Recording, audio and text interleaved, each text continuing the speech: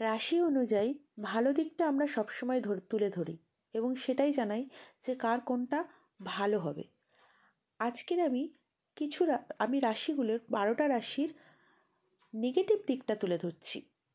আপনারা জেনে নিন যে আপনার রাশি অনুযায়ী আপনার কোনটা নেগেটিভ পয়েন্ট, সেই পয়েন্টটাকে রেকটিফাই করার চেষ্টা করুন, তাহলে জীবনটা স্মুথ চলবে। মেষ রাশির জন্য বলছি, তাদের ইগো আর জেদ এগুলোকে কন্ট্রোল করতে হবে, এটা বেশি। আবার বৃষ রাশির জন্য ক্ষমা না করতে পারা।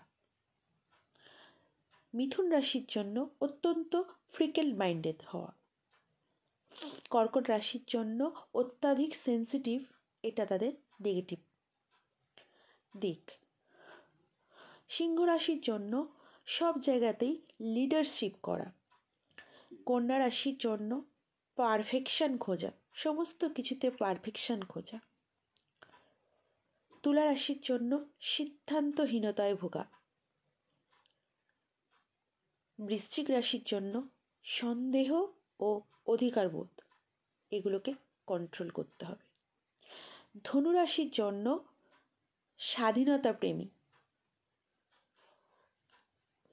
মকর রাশির জন্য অত্যন্ত প্র্যাকটিক্যাল হওয়া সব বিষয়। কুম্ভ রাশির জন্য ফিলিংস এক্সপ্রেস না করতে পারা। আর মীন রাশির জন্য বলবো স্বপ্নকে বাস্তবে রূপান্তরিত না করতে পারা।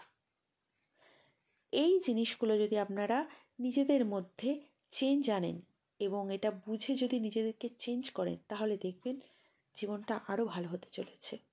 ধন্যবাদ ভিডিওটা সম্পূর্ণ শুনতে থাকার জন্য। পাশে থাকবেন, সাথে থাকবেন, চ্যানেলটি সাবস্ক্রাইব করতে অবশ্যই ভুলবেন না। আর কমেন্ট বক্সে অবশ্যই জানাবেন যে আপনি কোন রাশির মানুষ এবং এটা আপনার মধ্যে কাজ করছে কিনা। ধন্যবাদ।